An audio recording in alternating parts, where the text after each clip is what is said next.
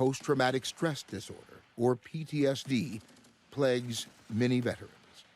Some have worked through it. Others continue to seek help. You go to Vietnam, you're actually a human being. You fight for a year and you spend a year in the bush, you literally turn into an animal. You don't even realize how much you change until you come back. I come back, I hear car noises, I hear horns, your nerves are shot. You're not sure what's going to happen, and you're scared to death of everything. You'll hear about Vietnam, so I want to make sure my back is covered. Well, I was always fearful what's behind me. So I acted kind of strange, I think, when I came home, because I was plucked out of a combat and jungle environment in a firefight and thrown on a plane and came home.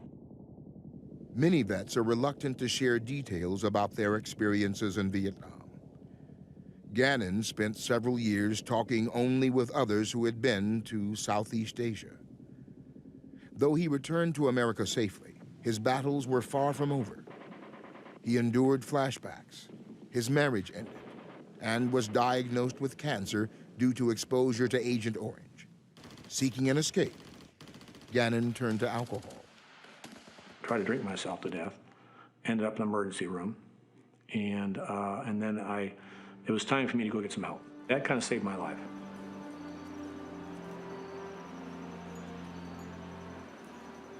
Many veterans find solace at the Vietnam Memorial in Washington, where they mingle with millions of visitors. But there are those who still aren't ready to view the 250-foot-long monument, even though they're separated by a distance of 4 decades. It took 10 years after the memorial was dedicated before Gannon could walk past the 58,000 names chiseled into the black granite wall. Sorry about the blurriness, but most of these pictures are from old documents, so they're very hard to find and to sharpen up. But this image shows PTSD group of veterans gathered in Virginia. There's not many images depicting the topic of PTSD, so most of them will just be of soldiers.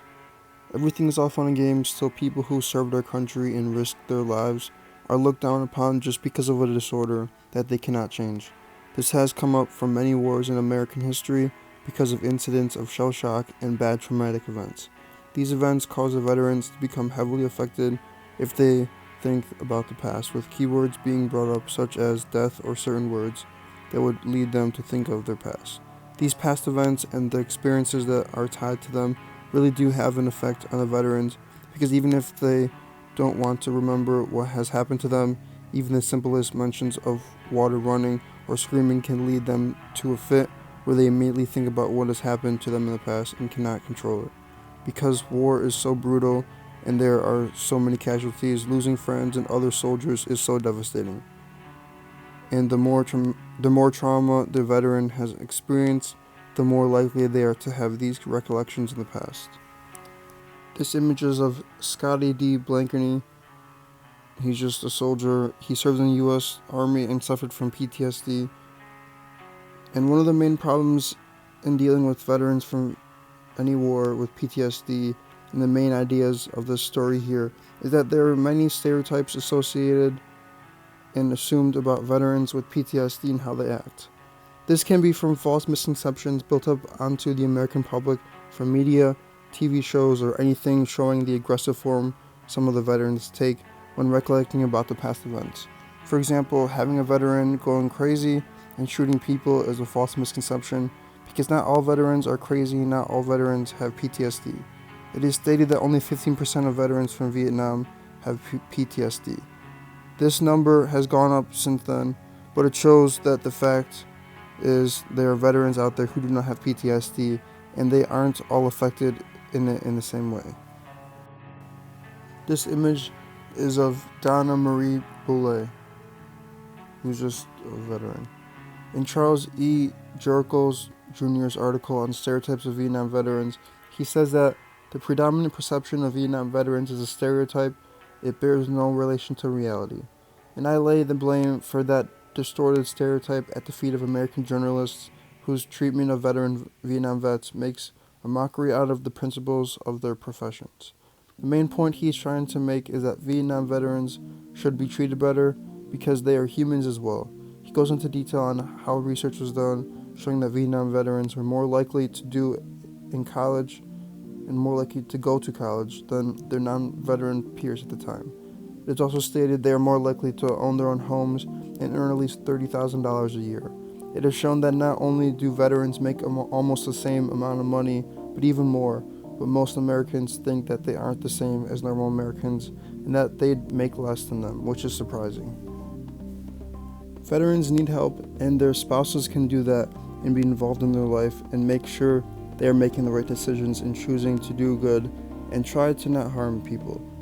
In Constance L. Sheenan's article, she says that 20% of all Vietnam-era combat veterans are formally diagnosable, and that those who have found and made the most progress in working through the legacy of the war have not only reflected on their experiences, but have talked about them considerably with support of others, most notably a spouse or an intimate friend.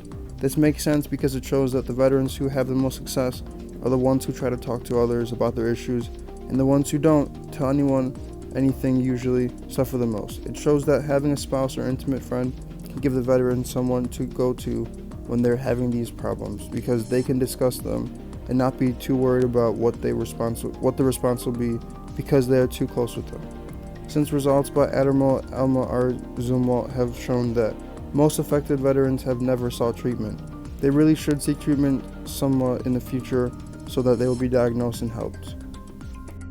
This image is taken on Veterans Day, and one of the reasons veterans may be afraid to come forward with their PTSD is that they are afraid they will be considered failures, and also because the way they were treated when they got home from the war itself.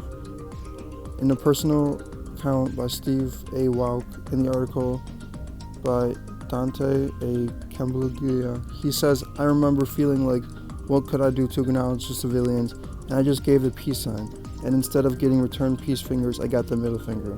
It is a strange answer to a peace sign to just flip somebody off." And others felt that this wasn't right to receive the abusive and inappropriate language. Not only bad gestures, but also the lack of care for some of the veterans was also some of the problems introduced when they came back from service.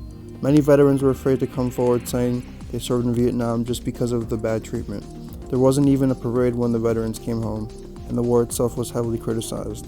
Many of the criticisms came from the media and the fact that soldiers came home themselves, sometimes without their whole regiment, led the public to not care as much about who would come home and when. One of the reasons why the veterans didn't want to come forward was because of the public look down, and the public looked down upon them and didn't want to receive any gratitude or help for what they did, even though they did it for the United States and put their life on the line for them. It seemed selfish for the public to just allow each other to treat the veterans the way they did, because it wasn't right at all. The veterans did all they could just to make sure America stayed safe, that the Soviet Union wouldn't be able to take over South Vietnam, which was backed by the US. It's saddening to see the nation cringe at the fact that the veterans were returning from the war and that they were not recovering praise or receiving praise for helping South Vietnam out. Even if America technically didn't win the war, at least the veterans tried to and put all they could into the war. This image is of Austin Lee Cable, born August 8, 1944, and died March 6, 2002 after serving in Vietnam from 1963 to 1969 in the US Navy. His death was the result of a massive heart attack and PTSD. To the end of the story, veterans with PTSD should not be afraid to come forward with it, because the longer they don't come forward, the more quicker it'll affect them. Also, veterans have been treated wrong, and that there are many misconceptions concerning how they act, and not all of the veterans are harmful to society, and that this should be taken into account so that the stereotypes and misconceptions will be kept to a minimum, if not gotten rid of fully.